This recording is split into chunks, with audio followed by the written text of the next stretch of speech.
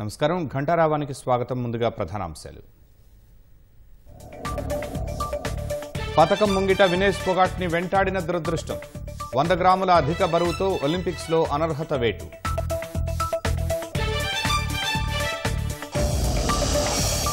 వినేష్ ఫోగాట్ అనర్హతపై దిగ్భ్రాంతికి గురైన భారత్, ఛాంపియన్లకే ఛాంపియన్ అంటూ భరోసా నింపిన ప్రధాని.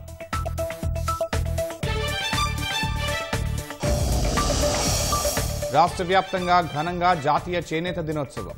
నేత కార్మికుల బీమా కోసం ఎల్ఐసికి 6 కోట్లు అందించిన సర్కార్.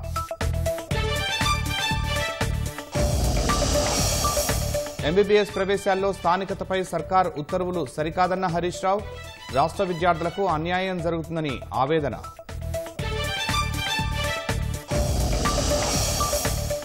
ఉమ్మడి ఖమ్మం జిల్లా వ్యాప్తంగా జోరు వానలు. భద్రగిరిపై కుంగిన హరినాథ్ బాబా ఆలయ కళ్యాణ మండపం.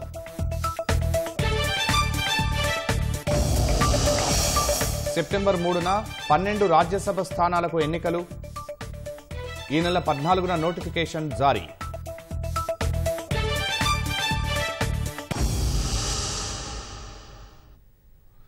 ప్యారిస్ ఒలింపిక్స్ లో భారత స్టార్ రెజ్లర్ వినేష్ ఫోగాట్ ను దురదృష్టం వెంటాడింది. అద్భుత పోరాట పటిమతో ఫైనల్ కు దూసుకొచ్చిన ఆమె పసిడి పతకం అందుకుంటుందని యావత్ భారతావని భావిస్తే అనూహ్యంగా అనర్హత వేటుకు గురైంది. 50 కేజీల ఫ్రీస్టైల్ విభాగంలో పోటీపడిన వినేష్ నిర్దేశిత బరువు కంటే 100 గ్రాములు ఎక్కువగా ఉందంటూ ఒలింపిక్స్ కమిటీ, రెజ్లింగ్ కమిటీ అనర్హత వేటు వేశాయి. కనీసం రజతం ఖరారు చేసుకుని బంగారు పతకం కోసం పోరాడేందుకు సిద్ధమైన ఫోగాట్ 24 గంటలు గడవకముందే ఎలాంటి పతకం లేకుండా ఖాళీ చేతులతో వెనుదిరగాల్సిన పరిస్థితి తలెత్తింది. ప్యారిస్ ఒలింపిక్స్ లో భారత్ కు గట్టి ఎదురుదెబ్బ తగిలింది. రెజ్లింగ్ 50 కేజీల విభాగంలో ఫైనల్ చేరి కనీసం రజత పతకం ఖరారు చేసుకున్న వినేష్ ఫోగాట్ పై యావత్ దేశం నిర్ఘాంతపోయేలా ఎవరూ ఊహించని రీతిలో అనర్హత వేటు పడింది. 50 కేజీల విభాగంలో మంగళవారం క్వార్టర్ ఫైనల్స్, సెమీఫైనల్స్ లో ప్రత్యర్థులను మట్టి కరిపించిన ఫోగాట్ బంగారు పతకంపై ఆశలు రేపింది. ఫైనల్ చేరే క్రమంలో డిఫెండింగ్ ఛాంపియన్ యు సుసాకిని సైతం వినేష్ ఫోగాట్ ఓడించింది. మహిళల విభాగంలో తొలిసారి ఫైనల్ చేరిన భారత రెజ్లర్ గా చరిత్ర సృష్టించింది. అయితే ఫైనల్ పోరుకు ముందు ఆమె బరువు చూడగా 100 గ్రాములు అధికంగా ఉన్నట్లు గుర్తించారంటూ భారత ఒలింపిక్ సంఘం పిడుగులాంటి వార్తను వెల్లడించింది. ఆమెను ప్యారిస్ ఒలింపిక్స్ నుంచి అనర్హురాలిగా ప్రకటించినట్లు ఐఓఏ తెలిపింది. నిబంధనలకు విరుద్ధంగా బరువు పెరగడం వల్లే అనర్హత వేటు పడినట్లు వివరించింది. ఫలితంగా వినేష్ ప్యారిస్ ఒలింపిక్స్ పతకానికి దూరమైంది. వినేష్ ఫోగాట్ బరువు విషయంలో మంగళవారం రాత్రంతా ఆమె బృందం కృషి చేసిందని ఐఓఏ వెల్లడించింది. అయినప్పటికీ కాస్త బరువు ఎక్కువగా ఉన్నట్లు తేలిందని పేర్కొంది. దయచేసి వినేష్ ప్రైవసీకి భంగం కలగకుండా ప్రవర్తించాలని విజ్ఞప్తి చేస్తున్నామని, అనర్హత వేటు వార్తలను పంచుకోవడం అత్యంత బాధాకరమని భారత ఒలింపిక్ సంఘం వెల్లడించింది. అంతర్జాతీయ రెజ్లింగ్ నిబంధనల్లోని ఆర్టికల్ 11 ప్రకారం వినేష్ బరువు ఎక్కువగా ఉండడం వల్ల అనర్హత వేటు వేసినట్లు ప్యారిస్ ఒలింపిక్స్ నిర్వహణ కమిటీ ఓ ప్రకటనలో వెల్లడించింది. వినేష్ ఫోగాట్ విషయంలో అంతర్జాతీయ ఒలింపిక్ కమిటీ తీసుకున్న నిర్ణయాన్ని భారత ఒలింపిక్ సంఘం సవాల్ చేసింది. ఒలింపిక్ అసోసియేషన్ నిబంధనల ప్రకారం పోటీ జరిగే రోజున బరువుతో పాటు వైద్య పరీక్షలు నిర్వహించడం ఆనవాయితీ. అయితే మంగళవారం రాత్రి సెమీస్ పోరులో తలపడిన ఫోగాట్ బుధవారం ఉదయానికే బరువు పెరగడంపై అనుమానాలు వ్యక్తం చేసిన ఐఓఏ అనర్హత నిర్ణయాన్ని సమీక్షించాలని డిమాండ్ చేసింది. అయితే ఈ అభ్యర్థులను ఒలింపిక్స్ కమిటీ తోసిపుచ్చింది. సెమీస్ లో వినేష్ చేతిలో ఓటమి చవిచూసిన క్యూబా రెజ్లర్ యుస్నేలిస్ గజ్మాన్ లోపేజ్ కు ఫైనల్ పోరుకు అవకాశం కల్పించింది. భారత ఆశాకిరణం రెజ్లర్ వినేష్ ఫోగాట్ పై ఒలింపిక్స్ ఫైనల్స్ ముంగిట అనర్హత వేటు పట్టంపై ఆందోళన వ్యక్తమవుతోంది. ఈ క్రమంలో రెజ్లింగ్ నిబంధనలు ఏం చెబుతున్నాయనే చర్చ మొదలైంది. వినేష్ విపరీతంగా శ్రమించినా బరువు విషయంలో ఆమెకు ప్రతికూల ఫలితం రావడం వల్ల అనర్హత తప్పలేదు. ఒలింపిక్స్ ఫ్రీస్టైల్ రెజ్లింగ్ లో పురుషుల్లో 57 నుంచి 125 కిలోల బరువు మధ్య 6 కేటగిరీలు ఉన్నాయి. మహిళల్లోనూ 50, 53, 57, 62, 68, 76 కేజీల విభాగాలున్నాయి. వినేష్ 50 కిలోల కేటగిరీలో పోటీ పడుతోంది. అథ్లెట్లు ఆయా కేటగిరీలో ఉన్నారని నిర్ధారించేందుకు పోటీ జరిగే రోజు ఉదయం బరువు కొలుస్తారు. ప్రతి బరువు కేటగిరీలోనూ 2 రోజుల పాటు టోర్నమెంట్ జరుగుతుంది. వినేష్ పోటీ పడే 50 కిలోల విభాగంలో పోటీలు మంగళవారం, బుధవారం జరుగుతున్నాయి. బుధవారం ఫైనల్స్ కాగా అథ్లెట్లు తప్పనిసరిగా నిర్ణీత కేటగిరీలో బరువు ఉండేలా చూసుకోవాల్సిందే.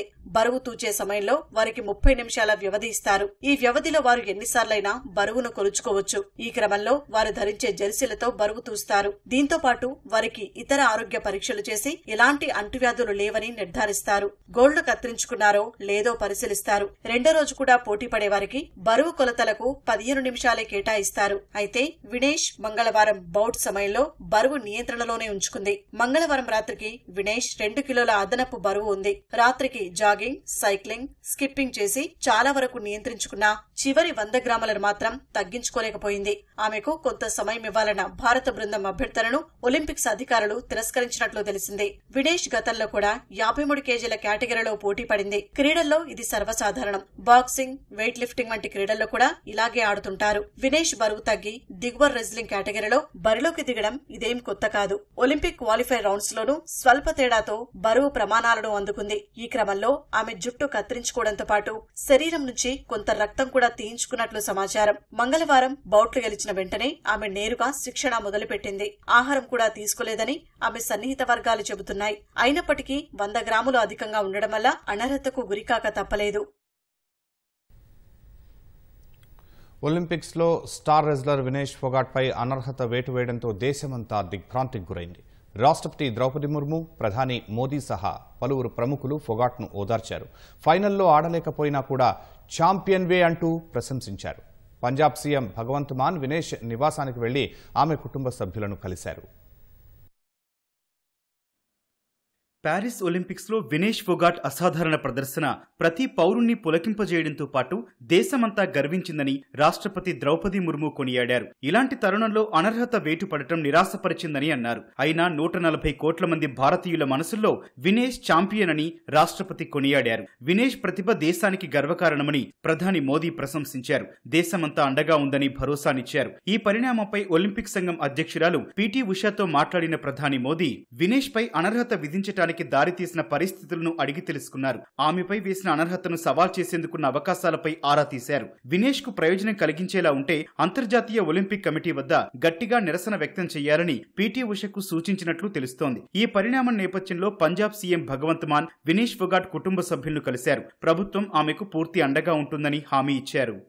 ప్యారిస్ ఒలింపిక్స్ లో స్టార్ రెజ్లర్ వినేష్ ఫోగాట్ పై అనర్హత వేటు పడటం దురదృష్టకరమని ప్రతిపక్ష నేత రాహుల్ గాంధీ అన్నారు. ఈ ఘటనతో కుంగిపోకుండా రెజ్లింగ్ లోకి మరింత బలంగా తిరిగి వస్తుందని ఆశాభావం వ్యక్తం చేశారు. వినేష్ ఫైనల్ కు అర్హత సాధించకపోవటానికి గల కారణాలపై సమగ్ర విచారణ జరపాలని ఎస్పీ అధినేత అఖిలేష్ యాదవ్ డిమాండ్ చేశారు. ఈ విషయంలో వాస్తవాలు బయటికి రావాలన్నారు. వినేష్ స్వర్ణ పతకానికి చేరువైన తరుణంలో ఇలా జరగటం దురదృష్టకరమని మాజీ క్రికెటర్ హర్భజన్ అభిప్రాయపడ్డారు. 100 గ్రాముల బరువు ఎక్కువని ఓ అథ్లెట్ పై అనర్హత విధించటం నిరుత్సాహపరిచిందన్నారు. ఫోగాట్ పై అనర్హత వార్త కలవరపెట్టే అంశమని ఎన్సీపీ సీనియర్ నేత ప్రఫుల్ పటేల్ అన్నారు. ఫోగాట్ కు స్వర్ణం ఖాయమని దేశమంతా భావించిందని కర్ణాటక ప్రతిపక్ష నేత ఆర్ అశోక అన్నారు. దేశానికి ఇది విచారకరమైన రోజని అభిప్రాయపడ్డారు. వినేష్ ఫోగాట్ పై విధించిన అనర్హతను సవాల్ చేయడానికి సమయం తక్కువగా ఉన్నా సాధ్యమైనంత వరకు ప్రయత్నించినట్లు రెజ్లింగ్ సమాఖ్య అధ్యక్షుడు సంజయ్ సింగ్ తెలిపారు. బరువు తగ్గటానికి రాత్రి నుంచి కసరత్తు చేయటం వల్ల కాస్త డీహైడ్రేషన్ కు గురైనట్లు తెలిపారు. ప్రస్తుతం వినేష్ పూర్తి ఫిట్ గా ఉందని, గేమ్స్ విలేజ్ లో విశ్రాంతి తీసుకుంటున్నట్లు రెజ్లింగ్ సమాఖ్య అధ్యక్షుడు సంజయ్ సింగ్ చెప్పారు. ఒలింపిక్స్ లో వినేష్ ఫోగాట్ పై అనర్హత వేటు పట్టంపై ప్రపంచ రెజ్లింగ్ సమాఖ్యకు భారత ఒలింపిక్ సంఘం తీవ్ర నిరసన తెలియజేసినట్లు కేంద్ర ప్రభుత్వం తెలిపింది. ఈ విషయంలో తగిన చర్యలు తీసుకోవాలని ఐఓఏ చీఫ్ పీటీ ఉషను ప్రధాని నరేంద్ర మోదీ కోరినట్లు కేంద్ర క్రీడా శాఖ మంత్రి మన్సుఖ్ మాండవీయ లోక్సభలో వెల్లడించారు. వినేష్ ఫోగాట్ అవసరాలకు అనుగుణంగా వ్యక్తిగత సిబ్బందితో సహా ప్రభుత్వం అన్ని విధాలుగా సహాయ సహకారాలు అందించినట్లు పేర్కొన్నారు. అయితే ఫోగాట్ అంశంపై నిరసన తెలియజేస్తూ విపక్ష సభ్యులు లోక్సభ నుంచి వాకౌట్ చేశారు. తర్వాత వినేష్ ఫోగాట్కు న్యాయం చేయాలంటూ సభ వెలుపల ధర్నా చేశారు.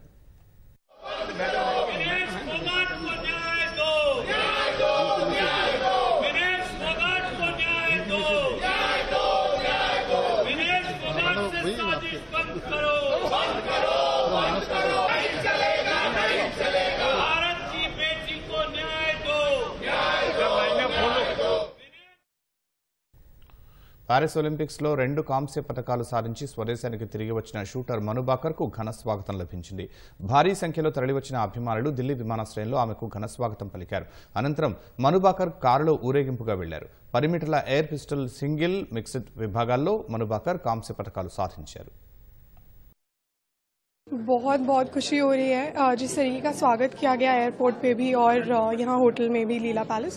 मुझे बेहद खुशी है कि लोगों से इतना सारा प्यार मिल रहा है और इतना सपोर्ट कर रहे हैं और मैं उम्मीद करती हूँ कि आगे भी ये यूं ही बरकरार रहेगा. मैं भी यूं ही मेहनत करती रहूँगी और अपना बेस्ट देती रहूँगी कि अब मैं घर लेकर आई हूँ तो 2 मेडल और बहुत सारा इंस्पिरेशन और मोटिवेशन आगे और मेहनत करने का. उस समय में तो सिर्फ कोशिश कर रही थी मैं कि अच्छे से अच्छा हो, जितना अच्छा हो सके मैं बस कोशिश करती रहूँ प्रदर्शन करने का और जो मेरी टेक्निक है बस उसको फॉलो करूं. तो इतना ज़्यादा मेडल के बारे में नहीं सोच रही थी. बस 9 రాష్ట్రాల్లో ఖాళీ అయిన 12 రాజ్యసభ స్థానాలకు సెప్టెంబర్ 3న ఎన్నికలు నిర్వహించనున్నట్లు ఎన్నికల సంఘం తెలిపింది. పీయూష్ గోయల్, సర్బానంద సోనోవాల్, జ్యోతిరాదిత్య సింధియా సహా 12 మంది సభ్యులు లోక్సభకు ఎన్నికవడం వల్ల 12 రాజ్యసభ స్థానాలు ఖాళీ అయ్యాయి. ఖాళీ అయిన రాజ్యసభ స్థానాల ఎన్నికకు సంబంధించి ఆగస్టు 14న నోటిఫికేషన్ జారీ కానుందని ఎన్నికల సంఘం ప్రకటన విడుదల చేసింది. నామినేషన్ పత్రాలు సమర్పించేందుకు ఆగస్టు 21ని చివరి తేదీగా ఈసీ నిర్దేశించింది. ఎన్నికలు జరిగే సెప్టెంబర్ 3వ తేదీనే ఫలితాలు వెల్లడి కానున్నాయి. రాష్ట్ర వ్యాప్తంగా జాతీయ చేనేత దినోత్సవాన్ని ఘనంగా నిర్వహించారు. చేనేత జౌళి శాఖ ఆధ్వర్యంలో హైదరాబాద్ నెక్లెస్ రోడ్లోని పీపుల్స్ ప్లాజాలో వస్త్ర ప్రదర్శనను ఆ శాఖ మంత్రి తుమ్మల నాగేశ్వరరావు ప్రారంభించారు. నేత కార్మికుల బీమా కోసం 6 కోట్ల రూపాయల చెక్కును ఎల్ఐసి అధికారులకు అందించారు. చేనేతకు పునరుజ్జీవం కల్పించేందుకు ప్రజాప్రభుత్వం కృషి చేస్తుందని తెలిపారు.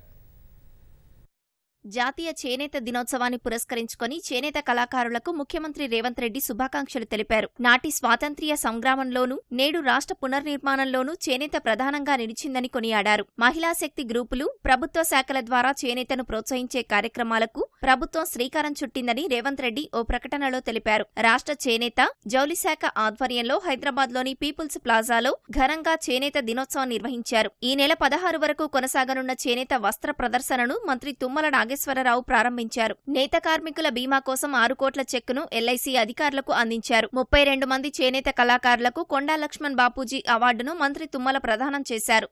కాబట్టి మన వృత్తిని కాపాడుకుంటూనే ఈ వృత్తికి ప్రపంచవ్యాప్తంగా కీర్తి ప్రతిష్టలు తీసుకురావడానికి ఇప్పుడున్నటువంటి పథకాలు, గత ప్రభుత్వంలో కొన్ని పథకాలు ప్రారంభించారు. అవి అరాకొరాగా ఉన్నాయి. ఈ ప్రభుత్వానికి నేతన్న భారం కాదు. రైతానికి ఏ రకంగా చేస్తున్నామో నేతన్నకి అంతకంటే ఎక్కువ చేయాల్సినటువంటి అవసరం ఉంది. ఈ IIHT తోటి పాటు నిన్న శంకుస్థాపన చేసినటువంటి ఈ యొక్క నైపుణ్య విశ్వవిద్యాలయానికి కూడా మనతోటి అనుసంధానం చేసి తప్పకుండా ప్రపంచంలో ఏదైతే నైపుణ్యత ఉంటుందో అది మన తెలంగాణలో ఉండాలి. తప్పకుండా వాళ్ళకి మేలైనటువంటి జీవితం ఇచ్చేదానికి తెలంగాణ ప్రభుత్వం, రేవంత్ రెడ్డి గారి ప్రభుత్వం కట్టుబడి ఉంది అని చెప్పి మీకు ఈ సందర్భంగా మనం చేస్తున్నాం. జాతీయ చేనేత దినోత్సవం సందర్భంగా చేనేత కార్మికులకు ఎక్స్ వేదికగా సిరిసిల్ల ఎమ్మెల్యే కేటీఆర్ శుభాకాంక్షలు తెలిపారు. దశాబ్దాల పాటు దగాపడ్డ చేనేత రంగానికి భారాస 10 ఏళ్ల ప్రగతి ప్రస్థానం దేశ చరిత్రలోనే ఓ స్వర్ణయుగం అన్నారు. కేంద్ర, రాష్ట్ర ప్రభుత్వాలు కళ్లు తెరిచి సంక్షోభం నుంచి చేనేత రంగాన్ని గట్టెక్కించాలని కేటీఆర్ కోరారు. భారాస పాలనలో చేనేత రంగానికి బంగారు బాటలు వేస్తే కాంగ్రెస్ పాలనలో సంక్షోభంలో కూరుకుపోయిందని హరీష్ రావు విమర్శించారు. హైదరాబాద్ గాంధీభవన్లో జాతీయ చేనేత దినోత్సవాన్ని ఘనంగా నిర్వహించారు. కాంగ్రెస్ అనుబంధ రాష్ట్ర చేనేత విభాగం అధ్యక్షుడు గూడూరు శ్రీనివాస్ ఆధ్వర్యంలో కొండా లక్ష్మణ్ బాపూజీ చిత్రపటానికి పూలమాల వేసి స్మరించుకున్నారు. తెలంగాణ పద్మశాలి సంఘాల ఆధ్వర్యంలో 125 అడుగుల అంబేద్కర్ విగ్రహం వద్ద నుంచి పీపుల్స్ ప్లాజా వరకు ర్యాలీగా వెళ్లారు. చేనేత వస్త్రాలను కొనుగోలు చేసి ప్రోత్సహించాలని విజ్ఞప్తి చేశారు.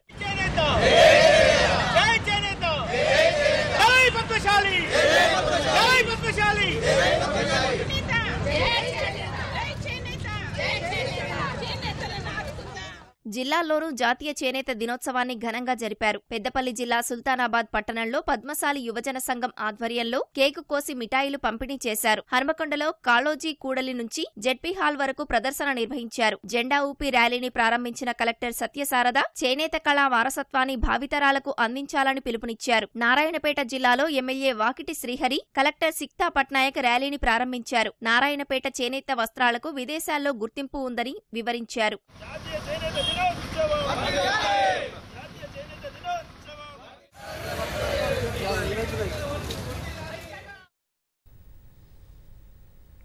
రాష్ట్ర విద్యార్థులే స్నాతకేతరులుగా మారేలా కాంగ్రెస్ సర్కార్ ఎంబీబీఎస్ ప్రవేశాల కోసం జీవో తెచ్చిందని మాజీ మంత్రి హరీష్ రావు విమర్శించారు. కేసీఆర్ హయాంలో ఎంబీబీఎస్ సీట్లను 2,850 నుంచి 9,000కు పెంచామని, అవి కూడా రాష్ట్ర విద్యార్థులకే దక్కేలా చేశామని గుర్తు చేశారు. ప్రైవేటు కళాశాలల్లోనూ బి కేటగిరీ సీట్లలోనూ రాష్ట్ర విద్యార్థులు చేరేలా మార్పులు చేశామన్నారు. రాష్ట్రపతి ఉత్తర్వుల్ని సవరణ చేసి 95% ఉద్యోగాలు స్థానికులకు దక్కేలా చేశామన్నారు. ఇప్పుడు రాష్ట్ర విభజన చట్టం కాలపరిమితి ముగిసినందున విద్యా ప్రవేశాల్లోనూ కాంగ్రెస్ ప్రభుత్వానికి ఇలాంటి అవకాశమే ఉన్నప్పటికీ అసంబద్ధంగా జీవో తెచ్చారన్నారు. ఇప్పటికైనా ఉన్నత స్థాయి కమిటీ ఏర్పాటు చేయాలని, అర్థం కాకుంటే అఖిలపక్షాన్ని పిలిచి రాష్ట్ర విద్యార్థులకు న్యాయం చేయాలని హరీష్ రావు డిమాండ్ చేశారు. 1979వ సంవత్సరం జీవోలో అదే ఉన్నది. దాన్ని యథావిధిగా కొనసాగించండి అంటే 2017 జీవోలో కూడా అదే ఉంది. ఈ ఫస్ట్ పారాగ్రాఫ్ 1, 2 మాత్రమే పెట్టిండ్రు. కింద ఏమున్నది ఇంకా దీని యాజ్ ఇట్ ఈజ్ మొత్తం పోతే మీరు గడిచిన 7 సంవత్సరాల్లో, అంటే మీరు ఇంటర్మీడియట్ నుంచి నీట్ ఎగ్జామ్ రాయడానికి ముందు 7 సంవత్సరాల్లో 7 సంవత్సరాలు మీరు ఇక్కడ చదివి ఉండాలి. బై పొరపాటున 2 ఏళ్ళు బయట చదివితే అట్లీస్ట్ 7లో మ్యాక్సిమం అంటే 4 years, 4 ఏళ్ళైనా ఇక్కడ చదివి ఉంటే మీరు లోకల్ అవుతారు. దాన్నేమో తొలగించేసిండ్రు. ఓన్లీ లాస్ట్ 4 years అనేది పెట్టేసిండ్రు. దీన్ని కాపీ కొట్టడం కాదు. ఒక మెడికల్ ఎడ్యుకేషన్కు మీరు రూల్స్ ఇచ్చినారు. మరి లా సంగతి ఏంది? ఇంజనీరింగ్ సంగతి ఏంది? యూనివర్సిటీ అడ్మిషన్స్ ఏంది? ఒక సమగ్ర ప్రణాళిక ఉండద్దా? నువ్వు కూడా ఇదే పద్ధతి చేసినావు అంటే మనం అదే పద్ధతి చేసినాం. ఎందుకు చేసినాం? Parliament said you have to follow for the next 10 years. ఇప్పుడు నీకు అది ఇప్పుడు అవసరం లేదు. Now you are free, you are independent. ఇక ఎంబీబీఎస్ బయట చదివితే తెలంగాణలో తెలంగాణ పిల్లలు తెలంగాణలో పీజీ చేయడానికి అర్హత కోల్పోతారు. తెలంగాణ పిల్లలు ఇంటర్మీడియట్ పక్క రాష్ట్రంలో ఎక్కడన్నా చదివితే వాళ్ళు తెలంగాణలో ఎంబీబీఎస్ అడ్మిషన్కు అర్హత కోల్పోయే విధంగా మీరు రూల్స్ ఫ్రేమ్ చేసినారు. స్కూల్ ఎడ్యుకేషన్ను లేదా తల్లిదండ్రుల యొక్క నివాసాన్ని ప్రామాణికంగా చేసుకొని స్థానికతను నిర్ణయిస్తున్నారు. తమిళనాడు, కర్ణాటక, కేరళ ఆయా రాష్ట్రాల్లో ఒక విధానం ఉంది. Now it is our state. ఇప్పుడు మనం ఒక నిర్ణయం తీసుకోవాలి, ఒక డైరెక్షన్ తీసుకోవాలి. ఇది ప్రభుత్వ వైఫల్యం. ఇది అందరూ, ముఖ్యమంత్రి కానీ, ప్రభుత్వంలో ఉండే కేబినెట్ కానీ, అధికారులు, totally it is the government failure. ఆవర్తన ప్రభావంతో రాష్ట్రంలో కొన్ని ప్రాంతాల్లో విస్తారంగా వర్షాలు కురుస్తున్నాయి. ఉమ్మడి ఖమ్మం జిల్లాలో వరుణుడు ప్రతాపం చూపిస్తున్నాడు. 2 రోజులుగా ఎడతెరిపి లేకుండా కురుస్తున్న వానలకు భద్రాచలం, ఏజెన్సీ మండలాలు తడిసి ముద్దవుతున్నాయి. రామాలయం సమీపంలోని దుకాణాలు నీటమునగ్గా భద్రగిరిపై నెలవైన హరినాథ బాబా ఆలయం వద్ద కళ్యాణ మండపం కుంగింది. ఎలాంటి నష్టం జరగకుండా చర్యలు తీసుకోవాలని యంత్రాంగాన్ని మంత్రి తుమ్మల నాగేశ్వరరావు ఆదేశించారు. రాష్ట్రంలో అక్కడక్కడా ఉరుములు మెరుపులతో కూడిన భారీ వర్షాలు కురుస్తున్నాయి. ఆవర్తనం ప్రభావంతో ఉమ్మడి ఖమ్మం, ఆదిలాబాద్, వరంగల్ జిల్లాల్లో వరుణుడు ప్రతాపం చూపిస్తున్నాడు. కొత్తగూడెం జిల్లా వ్యాప్తంగా 2 రోజులుగా ఎడతెరిపి లేకుండా కురుస్తున్న వానలకు జనం అవస్థలు పడుతున్నారు. వరుణుడు ధాటికి ప్రముఖ పుణ్యక్షేత్రం భద్రాచలం తడిసి ముద్దవుతోంది. రోడ్లపైకి భారీగా వరద నీరు చేరి ప్రవహిస్తోంది. గోదావరి కరకట్ట వద్ద మోటార్లను ప్రారంభించకపోవడం వల్ల రామాలయం పరిసరాలు నీట మునిగాయి. అన్నదాత సత్రం, విస్టా కాంప్లెక్స్ ను వర్షపు నీరు ముంచెత్తింది. రామయ్య సన్నిధి పడమర మెట్ల వద్ద నడుములోతు వరద చేరింది. సుమారు 35 దుకాణాల్లోకి వర్షపు నీరు చేరడం సామగ్రి తడిసి నష్టపోయామని వ్యాపారులు వాపోయారు.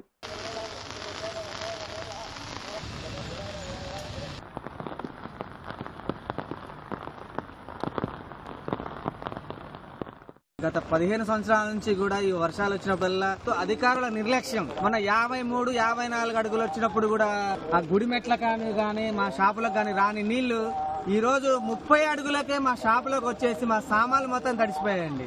కేవలం అధికారుల నిర్లక్ష్యం. నీటిపారుదల శాఖ అధికారులు అయితే ఎవరైతే ఉన్నారో కింది స్థాయి కానీ పై స్థాయి అధికారులు కానీ నిర్లక్ష్య వైఖరి మమ్మల్ని చాలా ఇబ్బంది పెడుతున్నారు. దీనికి ముఖ్య కారణమైనటువంటి నీటిపారుదల శాఖని ప్రక్షాళన చేయాల్సిందే మేము కోరుతున్నాం. ఎప్పుడు ప్రతి సంవత్సరం ఇలాగే జరుగుతుందండి. షాపులో సడన్ గా ఇలా జరగడం అనుకోకుండా జరిగిపోయింది.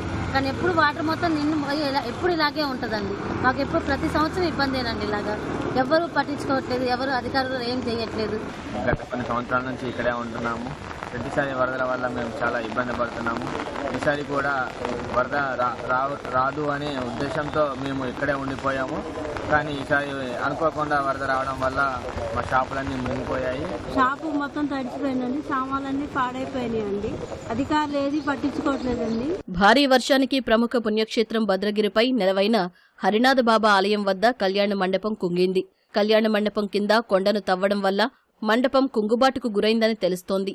భారీ వర్షాల వల్ల కళ్యాణ మండపం కిందకు పడే అవకాశం ఉందని అంచనా వేస్తున్నారు. ముందు జాగ్రత్తగా గుట్ట కింద ఉన్న ఇళ్లు, దుకాణాల్లోని ప్రజలను ఖాళీ చేయించారు. హరినాథ బాబా ఆలయం కళ్యాణ మండపం కుంగిన ఘటనపై వ్యవసాయ శాఖ మంత్రి తుమ్మల నాగేశ్వరరావు ఆరా తీశారు.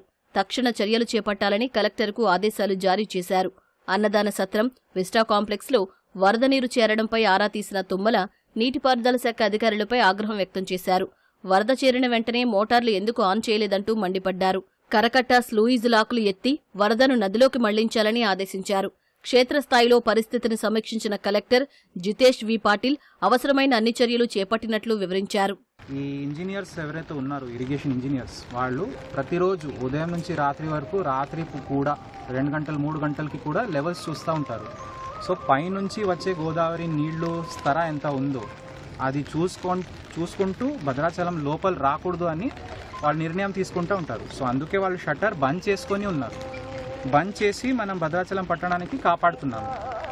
ఈ సమయంలో పట్టణంలోనే భారీ వర్షం జరిగిందనుకోండి, 2-3 గంటలు ఖచ్చితంగా నీళ్లు అది జమ అవుతుంది. సో దానికి తీయడానికి మన మోటార్స్ ఉన్నాయి. మోటార్స్ కూడా కంటిన్యూస్గా నడుస్తున్నాయి. అవి 7 ఎలక్ట్రిక్ మోటార్స్ ఉన్నాయి, 2 డీజిల్ పంప్స్ కూడా ఉన్నాయి. పూర్తిగా నడిపించి వెంటనే నీళ్లు ఖాళీ అయిపోయింది. సో ప్రజలందరికీ నా విజ్ఞప్తి ఏముందంటే, ఏదో ఒకటి ఎవరైనా మాట్లాడితే దానికి నమ్మి ఆందోళన చెందే అవసరం లేదు. పూర్తి ప్రణాళిక వ్యవస్థ సంపూర్ణంగా సిద్ధంగా ఉంది. భద్రాచలం ఏజెన్సీ మండలాల్లోనూ కురుస్తున్న జడివానకు వాగులు, వంకలు పొంగి పొర్లుతున్నాయి. పలు గ్రామాలకు రాకపోకలు నిలిచిపోయి గిరిజనం గోసపడుతున్నారు. రాష్ట్రంలో 3 రోజుల పాటు ఉరుములు, మెరుపులతో కూడిన తేలికపాటి నుంచి మోస్తరు వర్షాలు కురిసే అవకాశం ఉందని హైదరాబాద్ వాతావరణ కేంద్రం ప్రకటించింది. గ్యాంగటిక్, పశ్చిమ బెంగాల్, జార్ఖండ్, ఉత్తర ఒడిశా వద్ద సగటు సముద్ర మట్టానికి 5.8 కిలోమీటర్ల ఎత్తులో ఆవర్తనం కేంద్రీకృతమై ఉన్నట్లు పేర్కొంది. ఈ ప్రభావంతో ఆదిలాబాద్, కొమరం భీం, ఆసిఫాబాద్, మంచిర్యాల, నిర్మల్, నిజామాబాద్, జగిత్యాల, రాజన్న సిరిసిల్ల, జయశంకర్, భూపాలపల్లి, ములుగు, భద్రాద్రి, కొత్తగూడెం, ఖమ్మం, సూర్యాపేట, మహబూబాబాద్, వికారాబాద్, సంగారెడ్డి, కామారెడ్డి, మహబూబ్ నగర్, వనపర్తి, నారాయణపేట జిల్లాల్లో భారీ వర్షాలు కురిసే అవకాశం ఉన్నట్లు తెలిపింది. రాష్ట్రంలోకి పశ్చిమ నైరుతి దిశల నుంచి కింది స్థాయి గాలులు వీస్తున్నాయన్న పేర్కొంది. గంటకు 30 నుంచి 40 కిలోమీటర్ల వేగంతో గాలులు వీయనున్నట్లు హైదరాబాద్ వాతావరణ కేంద్రం ప్రకటించింది.